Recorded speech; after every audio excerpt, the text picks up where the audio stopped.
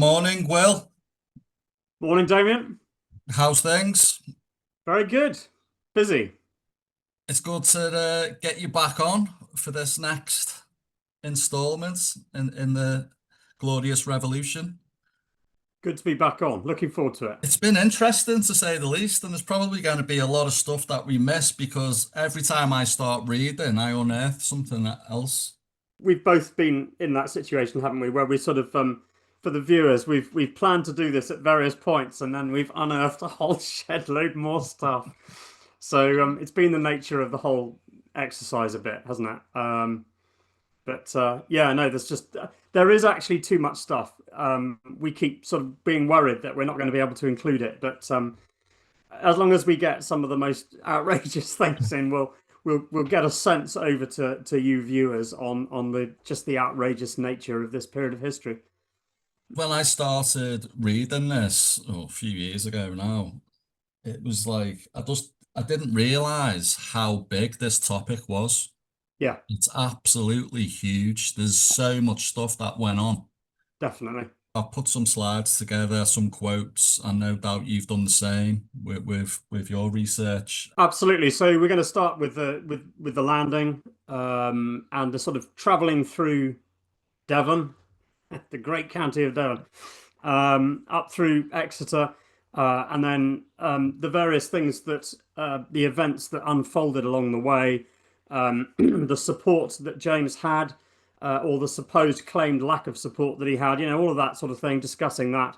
And then there's the Salisbury events, where there was the potential clash. We're going to be getting into London at that point. James's first dash away to get out down to the coast, events that happened there, and then when he came back, the things that happened at the point when he was away, his procession back through London, family deserting him, William entering London with the Bluecoats, very interesting, and then James's last flight to Rochester, I think it was, wasn't it? You've nailed it, to be honest, Will. That's more or less everything, isn't it? Pretty much it, isn't it? But Yeah. brilliant. First slide, Will, is about William's landing in Torbay, well, Brixham, on the 5th of November. Yep. In 1688, November the 5th, Brixham, William of Orange arrived on the shores of England with a fleet considerably larger than the Spanish Armada, which attempted to invade England 100 years before in 1588. It's absurd to think, the story is, William didn't want the people of England to think it was an invasion. It's also alarming that 463 ships, war fleets and transportation, 40,000 men, 21,000 armed men, 9,154 warship crewmen, 10,000 men on transport ships did not raise any suspicion. This was a huge operation, and William had already invested funds into hiring 14,000 German soldiers, along with a further 6,000 Swedish soldiers to protect from the threat of a French attack on the Dutch Republic. William's army entered Exeter, the local capital, on the 9th of November. So I've put in brackets at the bottom, who was part of that landing force? What reception did William receive upon arriving on the shores of Brixham? Did William have the support of the whole of the English nation? Yes, good question. There was some interesting things going on in Devon at the time about support. So this is quite interesting. Though Dutch propaganda sources depict him as assisting the invasion in November, so we're talking about someone called Courtenay, who was one of the Sir William Courtenay of Powderham. So though Dutch propaganda sources depict him as assisting the invasion in November, he ordered his tenants not to join the invaders. All the aldermen of Exeter, but one, stood by James, though they were unable to withstand William's army. Which was just pointing out, interestingly, that around this point, soon after the landing in Exeter, William was not getting the support. So some other interesting little bits from This is the book, The Glorious Revolution by Evelyn Cruikshanks, which we've used before already. So this was all the more remarkable as James, having collected the excise before being granted it by the 1685 Parliament, was one of the grievances in the Declaration of Rights. Far from welcoming the Prince of Orange, the Bishop and the Dean of Exeter had left before he arrived, as had the gentry and substantial citizens. When Dr. Burnet, the Prince's chaplain, held a service in the cathedral, none of the canons were in their stalls, and when he tried to read the Prince's declaration, the choristers walked out. The boy choristers of the cathedral just said, "No, I'm not having any of this." Brilliant. Brilliant. I read a couple of things myself that William was a little bit, well, not a little bit, he was angry at the fact that none of the Immortal Seven were there Yes, indeed. at Yeah, that point to meet him. absolutely. So I think he reprimanded it. I'm sure it was Danby. Oh, yeah, I think that's Yeah, right. to Yeah, say that, where are you? Where's this? You promised that there was going to be leader noblemen and gentry to greet me upon landing. So yeah, that was interesting. And I've got a quote here. This is from A Kingdom Without a King, and it's Robert Bedard. On the yeah, 9th, William entered Exeter, the local capital, with detachments of infantry and cavalry. In their ranks, which was William's English and Scottish supporters, were enough disreputable types to disturb any decently run kingdom that did not happen to agree with them. Disgruntled peers, redundant MPs, proclaimed traitors, escaped spies, fugitive rebels, suspected Republicans, renegade officers, and mischievous divines, casualties in the main of the defeat of exclusion in England. William's army was composed mainly of foreign mercenaries, many of them Catholic, drawn from a variety of sources: Dutch, German, Swiss, and Scandinavian, besides those belonging to the House of Orange. There was a substantial Huguenot presence in his guards and in the cavalry, and more unusually, 200 blacks brought from the plantations of the Netherlands and America. yeah. What I found interesting about that, Will, was the fact that his army, many of them were Catholic. That was the first Yes, point. completely. Yeah, The second point, outside of the English and Scottish supporters, the exiles, you know, they were foreign, all of them. yeah. Yes, There wasn't any English. yes, yes. The very point that they were trying to make about James and the case that they were building against him was exactly that, essentially. And yet the invading army was full in ranks of Roman Catholics. So yeah, the hypocrisy is unbelievable. The nature of who he brought. These people weren't model men. No, no, absolutely. Oh, this was the picture, Will, that I was telling you about. So this is a picture of William entering Exeter. And you can Oh, see interesting. in the bottom right corner, but you can see the Oh, yes, uniforms as well. And obviously they're carrying various flags and whatnot, or banners of such. But it's just like a mismatch of people, isn't it? yes. And to think that they were, coming to save England is madness. Yeah, there's another one here actually, just from Evelyn Cruikshanks again. Many of the common, I won't put the text on the screen on this one. Many of the common people attending an annual fair, however, welcomed the prince and came to look at him and his army as a peep show.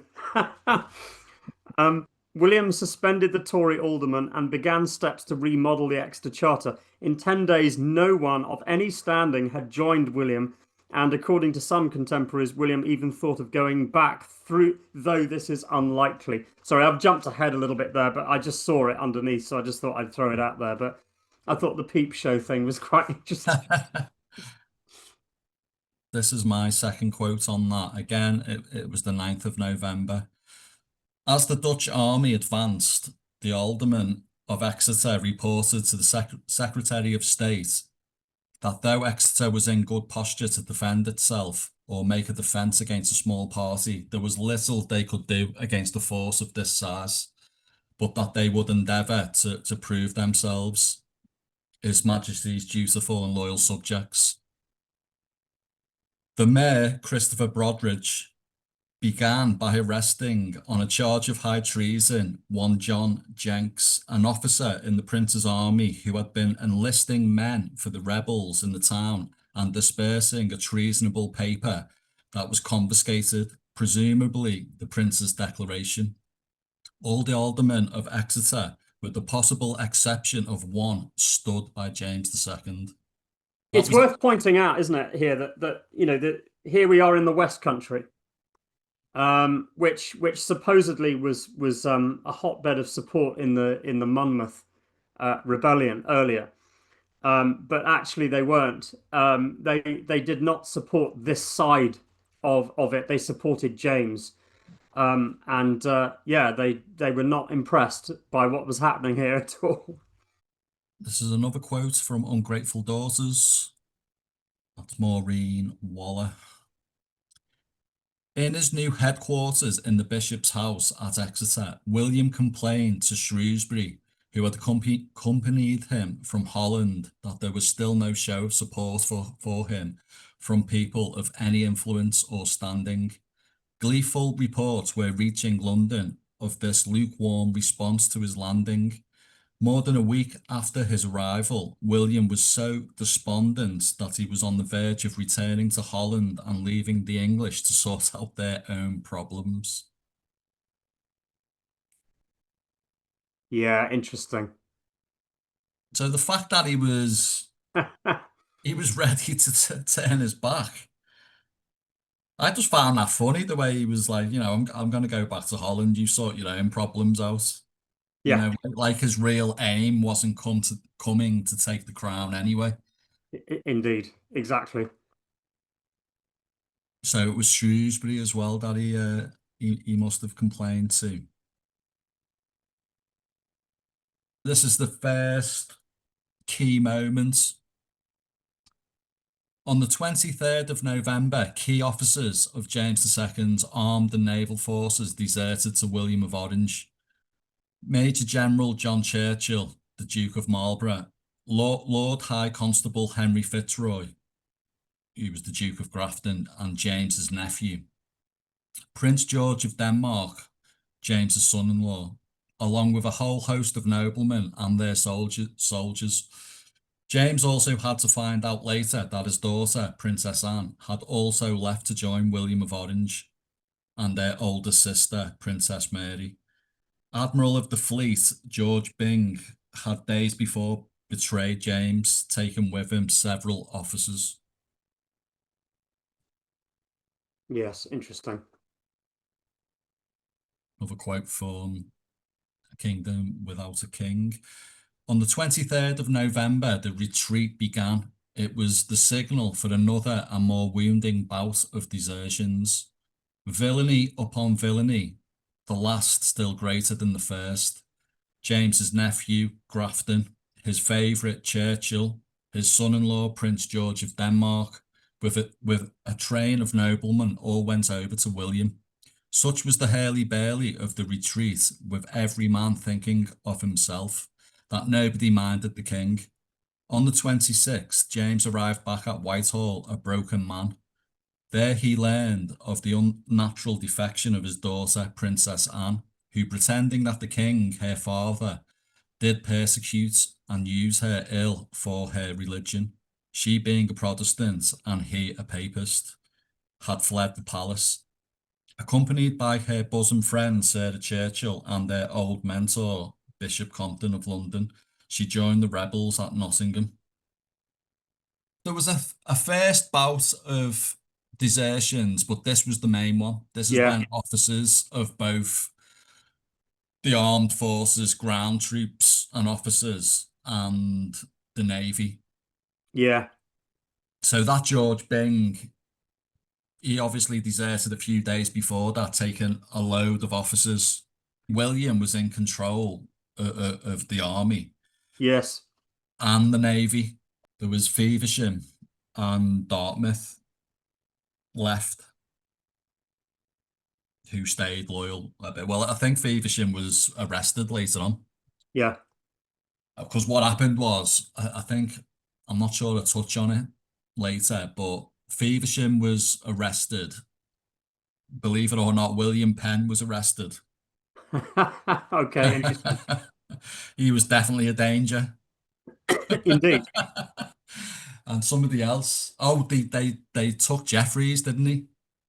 Yes. They arrested Jeffries, and that could have gone nasty, to be honest, because the people wanted to rip him to pieces, apparently. But he was arrested. He went to the tower and he died there. Yeah, it's just unbelievable when you think how long it wasn't that long ago, really, any of this, was it? It's just You can understand that maybe soldiers, but officers, not only officers, but family. yeah. You know, his nephew, both his one son-in-law wanted to usurp the crown, and the other son-in-law disappeared while he was sleeping, while James was asleep. This is what the viewers need to get, and I'm sure they are already, but you need to get the sense of trickery, lack of trust, betrayal, skullduggery that was going on here.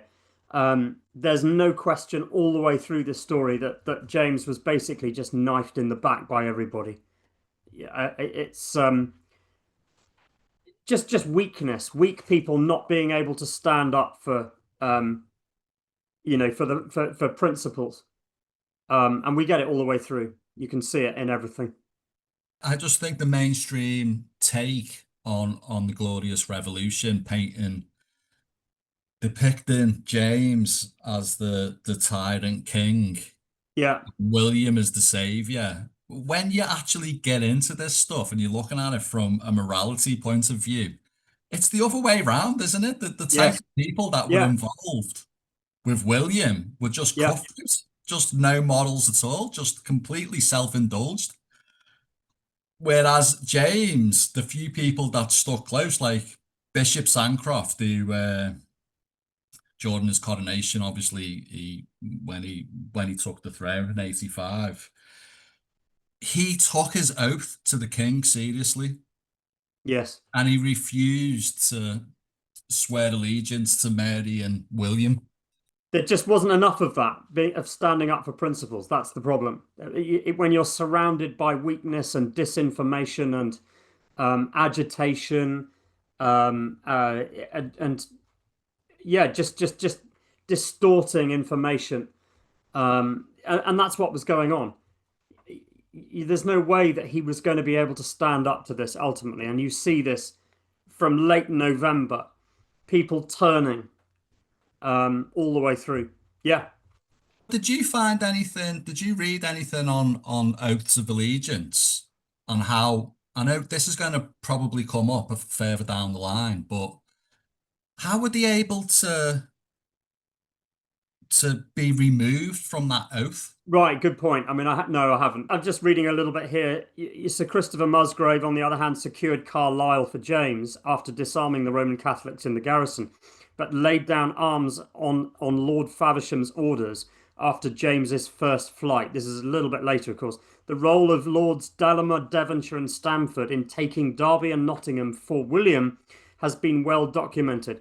But, and this is the point, but 9 out of 10 aristocrats did not lift a finger to help William or defend James. So, in other words, you just, in a sense, you just had a kind of weakness. Yeah. They didn't want to, many of them certainly didn't want to stand up for what was right and what they had taken oaths to, but absolutely, and stand up for their king. But they were just weak. They weren't really doing either. They were just, or a lot of them. Do you think, Will, that people just sat on the fence till they believed somebody had the upper hand? Yeah, for their own safety. Absolutely, yeah. Um, yeah, just not being able to stand up for what is right. That's what it comes down to, isn't it? This is another quote that I found. It's just echoing more of the same.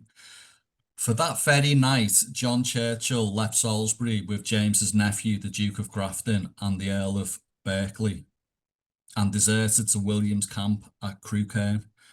When the three defectors reported to the prince, they found Admiral Byng already with him. The admiral had ridden secretly from Portsmouth, unbeknown to his fleet commander, Lord Dartmouth, to pledge William the support of most officers of the king's ships lying there. So now the prince had most leading men of the king's army and of the king's navy in his pocket. Yeah. Lord Cornbury then took the three regiments under his command there to join William's army at Honiton. However, when the other ranks discovered they had been tricked into deserting, many soldiers more loyal than their officers refused to change sides and return to Salisbury. Yeah. It's another example of allegiance to James just by normal soldiers. Just the foot soldiers, the officers obviously deserted, self-interested, a lot of them. Whereas the ground troops, a lot of them stayed. Yes. Yes, it's important to make this point about, because sometimes that, this is called a bloodless revolution, isn't it? And just quoting again here from Cruikshank's, the revolution was not bloodless even in England, for there were bloody skirmishes at Wincanton and Reading. As James prepared to leave for Salisbury on the 17th of November, he sent his Queen and the Prince of Wales to Portsmouth to seek safety in France. And this is around the period that we're talking now, aren't we? Sort of late November time. People were killed. Yeah. Yeah, it was not bloodless at all. It's important to make that point, I think.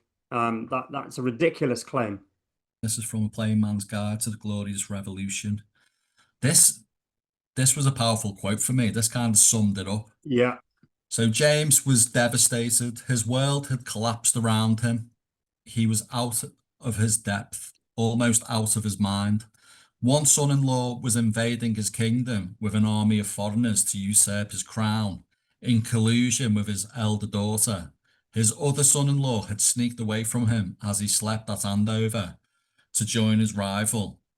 Now even his younger daughter, his dearest child, had also deserted him.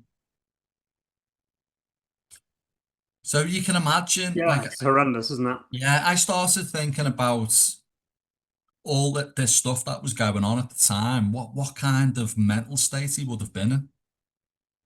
Yeah, completely. To suggest that, a lot of historians, a lot of authors, a lot of commentators just project that he was a coward and he ran away. But they don't take into consideration what that man had to endure.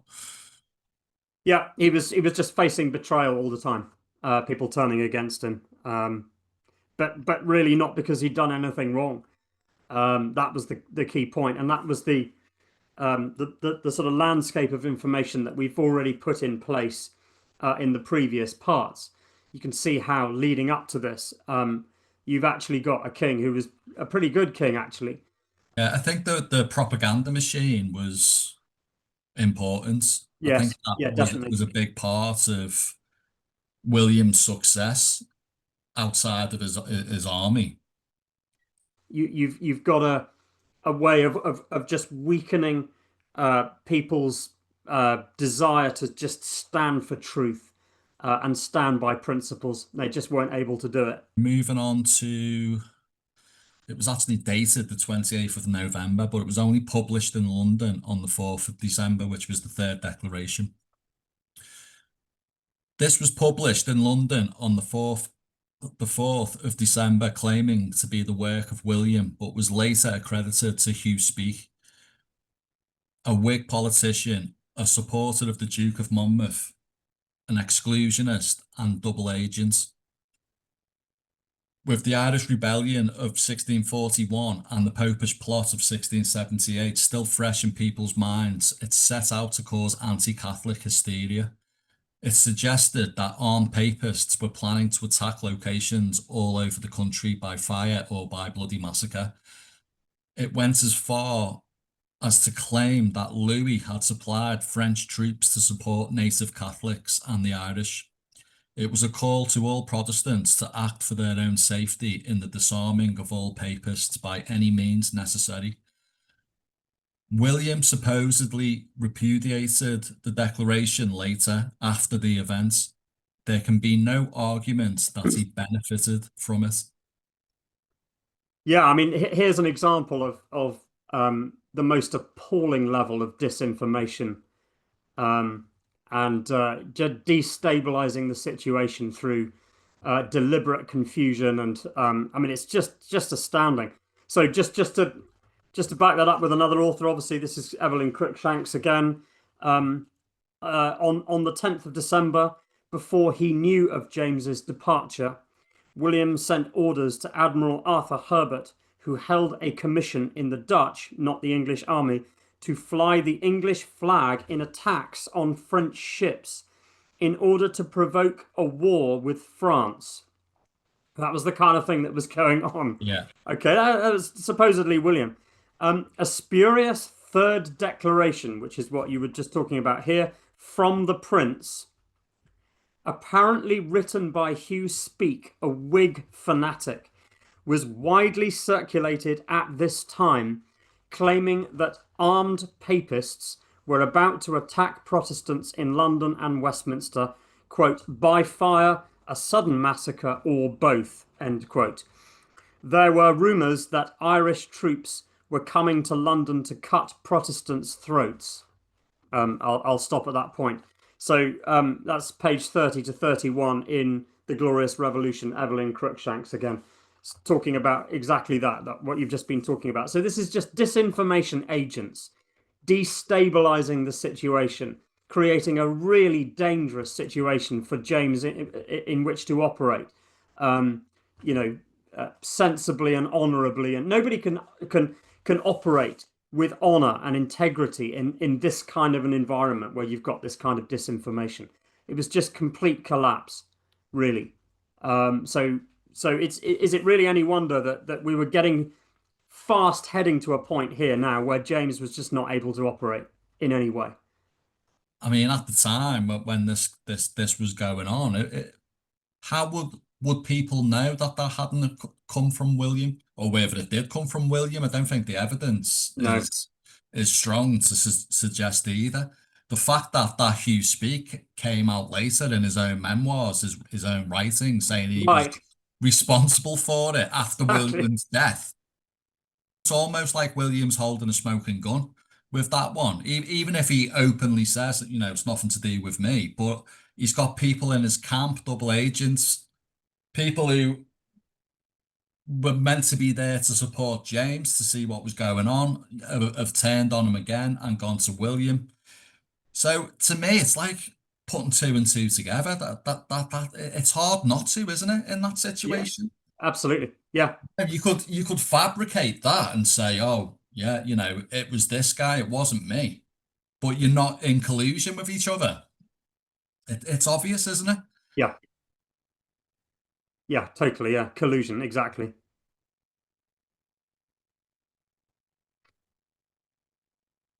I didn't really know much about that third declaration until a couple of days ago.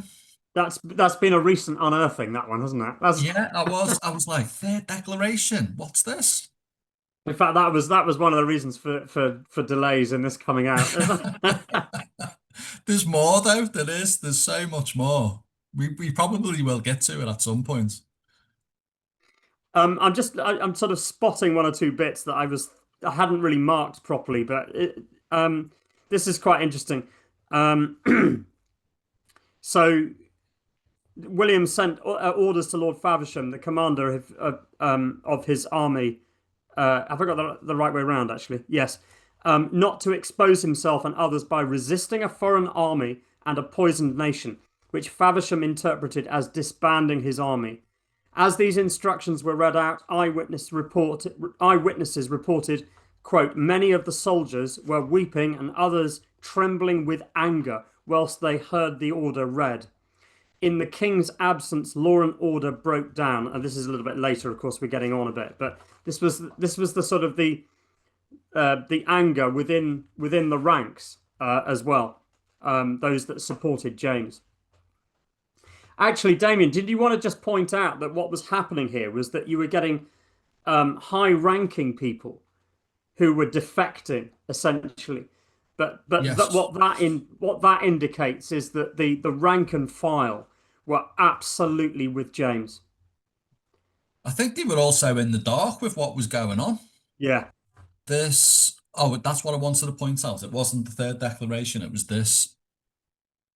So William's Declaration of Reasons had already led to the destruction of many Catholic churches.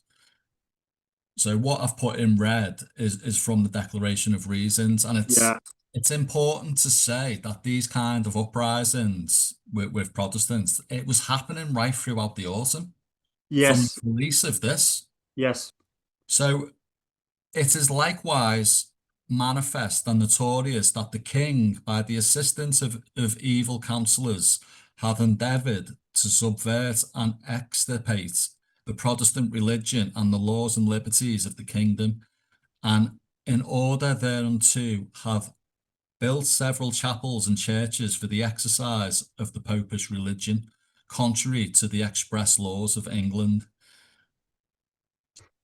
William's silence on the release of the third declaration is self-evident. Although William may have later stated the third declaration was a forgery, there was no official rebuttal from William's camp.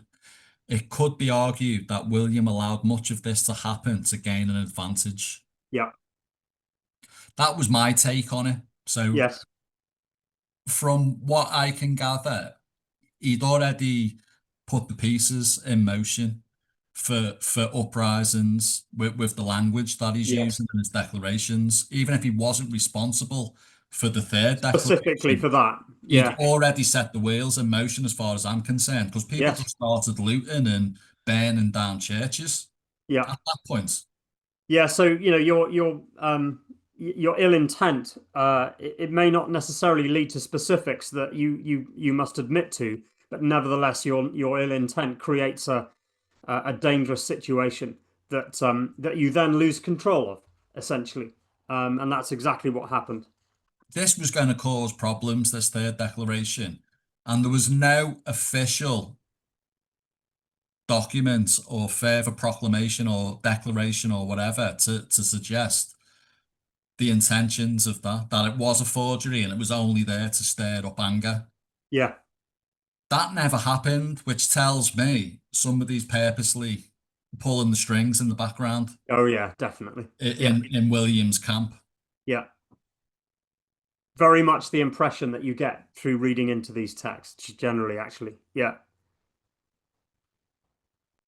I read from a lot of books, and generally the consensus is the same, especially when you're dealing with what happened with the third declaration and the Irish Fright and everything else. So this is the Revolution of 1688 in England, and this was by J.R. Jones. The Irish alarms had been started deliberately by Hugh Speke, but it assumed an existence of its own, spreading spontaneously and rapidly across the country. Speke was an extreme Whig whose father and one brother had been exclusionist MPs, and who had another brother executed for aiding Monmouth in 1685. In 1688, he was acting as a double agent, sending reports to James from Exeter, but in reality working against him and misleading him. He fabricated a declaration supposedly issued by William at Sherborne on the 28th of November, which had the specific aim of heightening tension and terrifying James's remaining supporters. It succeeded only too well. The spurious declaration drew an alarming picture of the papist threat to London. It's alleged that native Catholics, Irish, and a force of French troops procured from Louis by a sinister Jesuit intrigue were assembling in and around London and Westminster. Yep, there it is again. So we've got multiple sources talking about this. I put this one in because it goes into a bit more detail, so you Yeah, kind of get a indeed. feel for this guy speak, who he was. We should cast our minds back in the previous sections to Titus Oates as well. This slightly comic figure, but actually not producing comic outcomes. I mean, really nasty. You know, you sow the seeds of and lies and disinformation in there, and the outcomes are going to be horrendous, absolute chaos. And that's what these people were doing. The outcomes were people being killed. Being killed. Yeah. What was it? Over 30 people died on the basis Of his testimonies, this yeah. information and testimony of Titus Oates. So we've got similar kind of outcomes here going on. And I would say actually that I think there's a similarity in this to what's going on right now here in our current time. I think we've got disinformation agents out there that are not so much spreading outright lies, but it's the way that they dissuade people from looking at important truths, trying to bury things, dissuade people from looking at things. I think we're getting it all the time, and I'm watching very closely at the moment people that I'm seeing who know the information, and I know they know the information, but are not speaking up about things that they know are true. And I'm getting those kind of nasty feelings. It's really unsettling, actually. But yeah, I'm seeing a similar kind of thing going on now.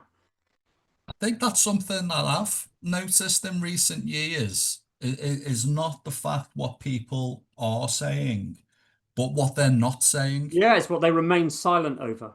Absolutely right. And it wasn't something I thought about before. Yeah. I was more interested in what people were saying. Causing large numbers of people to kind of go along with a slightly distorted or false idea. It's really, really dangerous, and even putting some truth in there mixed in with it. Yeah, and what's happening, of course, is that the people, of course, haven't done enough depth and enough reading and don't have the nuance. And so they're absolutely taken off by, various narratives that have an element of truth in it, but they're actually leading people astray. And you see it now. You see this kind of stuff going on right now. What do you think the reason is, Will, for people not being able to question this stuff themselves? It's a weakness. It's a spinelessness. It's wanting their deeper worldview to remain as it is, their distorted worldview. But ultimately, as always, I come back to this topic about collectivism versus individualism. That a harmonious society can only exist when largely the people within that make up that society are self-governing, are taking responsibility, are being trustworthy to each other. And if you largely don't have that, but you have a collectivist mindset in the people, that splits into two things. It splits into a kind of master think, which is people wishing to take control of others, wishing to decide for others what is best for them. And then the slave collectivist is the people who are only too happy to allow others to do that for them, right? And largely it splits into those two, whereas the individualist doesn't do either of those things. The individualist says, no, that I am actually my own master and I have to be responsible for knowing information so that I don't go astray, taking responsibility for my actions and knowing that ignorance is not good enough. So yeah, that's the nature of it. And you see that in this period, you see it in now as well, in the current time. Until people ground themselves in truth, logic, reason, and good morality, you will get a repeat of these things happening again and again. And we're heading that way really fast. As we know, even now, even faster. It's about governance. It's about self-governance, actually. It's a concern, to say the least. This is another quote I pulled, this time from The Descent on England, John Carswell. Credit for this declaration was later claimed by Hugh Speke, a double agent whom James had planted in the Orangist camp at Exeter. He then, at the behest of William, fed his original employer with exaggerated accounts of the strength and success of the invaders. Right. So it's another clear picture that the support wasn't there. Yeah. It was the propaganda. So reluctant revolutionaries, Englishmen, and the Revolution of 1688, W.A. Speck, which is quite interesting.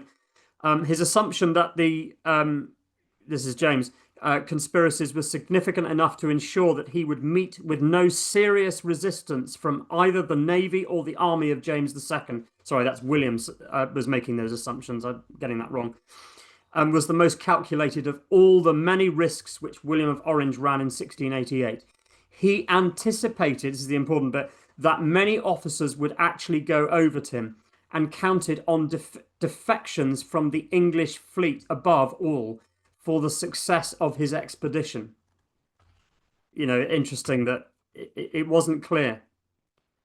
The publication in London on the 4th of William's so-called Third Declaration, an ultimatum which, it was remarked, thundered judgment against all papists who dare to serve the king in contempt of the law, was masterly in its timing and exactly calculated to shatter at one blow the precarious peace of a rumour-laden capital.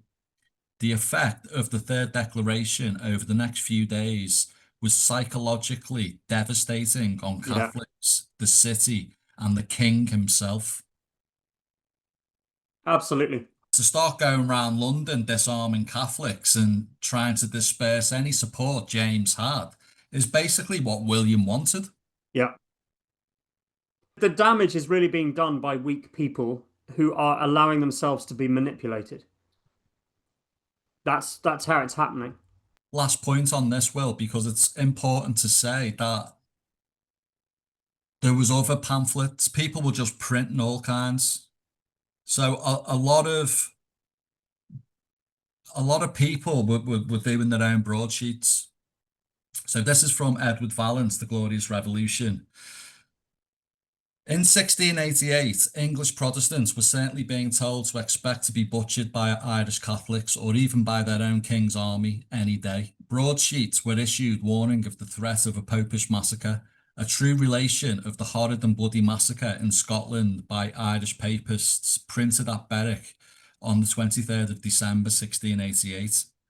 Material detailing the supposed horrors of the 1641 Irish Rebellion were reissued at this time, and that was called A Relation of the Bloody Massacre in Ireland. A full and true account of the inhumane and bloody cruelties of the papists to the poor Protestants in Ireland in the year 1641. And that was, they were both, well, all three were released in 1689. So it's kind of bringing back their memories from the Popish plot, from the Civil War. Yeah, absolutely. And obviously the threat of a Catholic uprising. Yeah, people didn't want to go there again. No, definitely not. This quote, obviously after all that was going on and that was issued on the 4th, that Third Declaration, obviously the army had been disbanded. Yeah. So that's where it sprung from as well, because they were still armed apparently. Feversham's disbanding of the army, armed but without pay, had led to Irish Night, when a rumour swept the capital that marauding Irish Catholics were going to murder the citizens in their beds. In reality, perfectly innocent Irish soldiers who had been left bewildered by their sudden change of circumstances were trying to beg their way back to their own country. God. Absolutely awful. Oh, it's just horrendous. Yeah. This was just a slide I put together because I was thinking of all the things that James was going through. And I just thought, well, who wouldn't? Yeah. Who wouldn't come to that?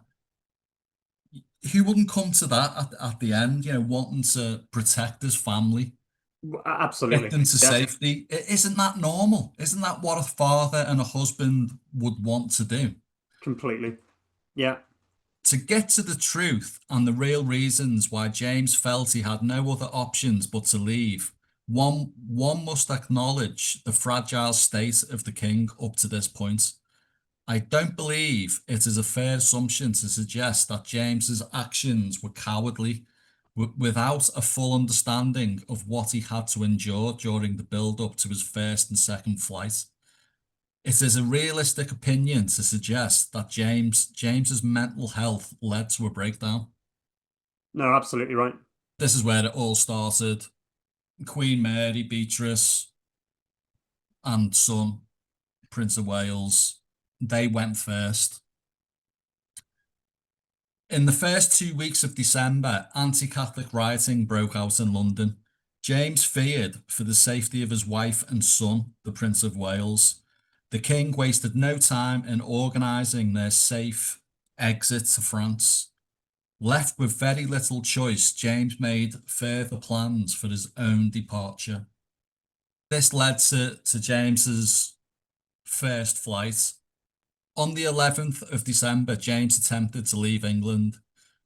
The betrayal of his army officers, along with members of his own family, too much to overcome. Any plans to push back at the time were deemed hopeless. James was a broken man with very few options and very few people he was able to trust. Before leaving, James did send letters to Feversham and Dartmouth, his remaining officers, explaining the reasons for his withdrawal. The letter may have been misinterpreted by Feversham, who disbanded the army. The boat that was scheduled to take James to France was beached, and the king ended up being intercepted and held prisoner by a group of seamen.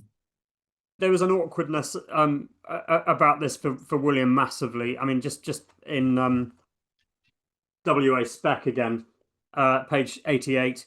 So this is interesting. Ironically, James obliged the majority who wanted the writs to be recalled by abandoning the general election when he fled from London on the 11th of December, just before the commissioners returned. And this is the important bit. The news was a relief to William. When Halifax had asked Burnet what the reaction would be if the king went away, the reply, which the prince approved, was that, quote, nothing was so much to be wished for. The Earl of Clarendon saw William at Wallingford the next day, and the prince, quote, could not conceal his satisfaction at the king's being gone. William, because of his family connection, William didn't really want a full-on kind of confrontation, and so in other words, it was a relief that James had taken the initiative to just go. Yeah. Because it was just so horrendously difficult for William. With James, well, wasn't it the fact that, he'd seen well, he didn't see it, but his own father had been executed, Yeah. Yeah. during the Civil War. Yeah.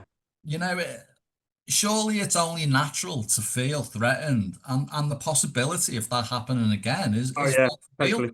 Yeah. What could he do? Yeah, Did he have any other option? he didn't know who he could trust now. So He would have just ended up being removed anyway. Yeah. By force, which is what happened. Yeah. Exactly. Yeah. This is the quote that I found a little bit disturbing.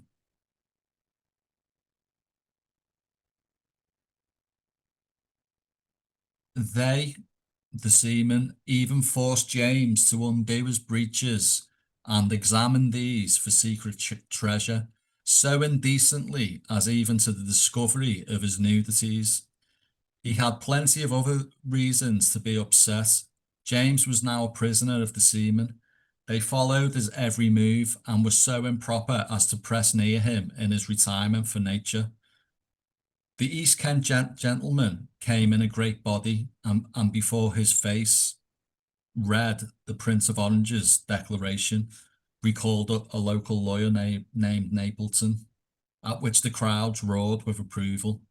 And that evening, a messenger came into town on purpose to tell him that the governor of Sheerness intended to surrender the fortress and the ships there to the Prince of Orange, which seemed to afflict him. Rallying himself with an effort, James said piously that he would agree to anything to avoid bloodshed. It's sad, isn't it? Yeah, It came to that people were that yeah, that bad. yeah, yeah. Just yeah, taunting and that kind of. It's a bit pathetic, really. Um, but is it really any surprise that he ended up in that situation, being let down by everybody around him? Yeah, awful. Yeah, there's some historians. I wanted to put this in because some historians kind of brush over it and say, when he was taken back to the inn, Yes, that they recognised who he was and the situation improved, which with a lot of other historians isn't the case because when they did recognise him, it carried on, probably worse. yeah, interesting, isn't it? Yeah, His coronation ring. The stories that his coronation ring was stolen. was taken. Yeah, yeah, Yeah, he had on his accession to the throne. He was given Edward the Confessor's cross, a Saint Edward the Confessor. They took that as well. oh Like no, that was like a diamond encrusted cross or whatever. They stole money from him. I think it was 300 guineas. yeah, And there was stuff like that went on. I just thought, really, you know, terrible, terrible, terrible, terrible time. When James was rescued from Kent, he was taken back to London. James entered the city to a rapturous reception on the 16th of December. Multitudes of people, most accounts agree, lined the streets cheering at their king's return. Aylesbury recalled how the streets from Southwark to Whitehall were so crowded there was scarce room for coaches to pass through, and the balconies and windows besides were thronged. The day concluded with ringing of bells and bonfires. James was later to write that it was like a day of triumph. Even Bennett was taken aback by the expressions of joy from such great numbers. yeah. Interesting. I've got some similar ones, but again, slightly different. Yeah. So let's have a look at it. Actually, includes a quote that you've just used, but let's do it anyway. So this is again Cruikshank's Evelyn, The Glorious Revolution, page 32. Encouraged by large cheering crowds at Blackheath, James passed through the city of London and down the Strand in triumph. From Southwark to Whitehall, as he progressed, and this is the bit that quoted your section, there was scarce room for the coaches. I've mistyped that. For the coaches to pass through, and the balconies and windows were thronged with loud. Oh dear, I seem to have done an awful lot of mistyping here. Loud acclamations beyond whatever was heard of. This one is interesting because it's just a good comparison from the one before. So when James returned and paraded through the streets, he got that fantastic reception. So this one is a little bit of a contrast. When William entered London, Dutch prince depicted the Prince of Orange making a triumphal entry into the city of London, greeted by loud acclamations, the ringing of bells, and an enthusiastic crowd with oranges at the end of their sticks as a sign of support. The reality is that he went from Knightsbridge to St James's Palace through Hyde Park to avoid the crowd. That's brilliant. So we got a That's little bit of a brilliant. difference there, that actually, the history has got that wrong, and that actually was what in fact happened. Okay, so this gives us a sense of sort of commentary from later, but looking at the events that we've just been dealing with. So if I just paste this in, and this is actually from Dennis Barton's essay that we used in the other in the other parts. So many had not resisted the invasion because William had said he was not coming to claim the crown, but to press James to change his policies towards Parliament's laws. They were now appalled at what they had allowed to occur. Some had turned against James when his army was retreating. But if the Dutch army withdrew, they would be swept from power and called to account by a returning James. They were aware that the British army, although dispersed, was full of bitter men. So That's it's a quite good quote. interesting, but the important point, of course, in that first piece there is that because William had given the wrong impression that actually I'm coming just to sort some things out and to press James into kind of settle matters, right? But in fact, was that really the case? And I think we're seeing signs that that absolutely was not the case. And this is quite interesting. I'll just get rid of that so it doesn't distract. In fact, actually, I'll just unshare and come back here. But here's another interesting one from, again, Glorious Revolution, Evelyn Cruikshanks. Very short, but it just talks about how James's intentions were more honourable, whereas William's weren't. So James, this is interesting. James sent a message to William inviting him to a personal conference in London to, quote, settle the distracted nation. But this is the important bit. Continuing. The prince did not reply. That indicates that James wanted to settle the matter. William didn't want that confrontation at all, because then it might come out that actually James was being perfectly sensible and perfectly reasonable and wanting to settle things. But really, in fact, that wasn't the intention on William's side at all, you know. So so this is quite important as a sort of general conclusion over what we've just been talking about, I guess, isn't it? That, you know, we've got rather different intentions from those who were essentially invading.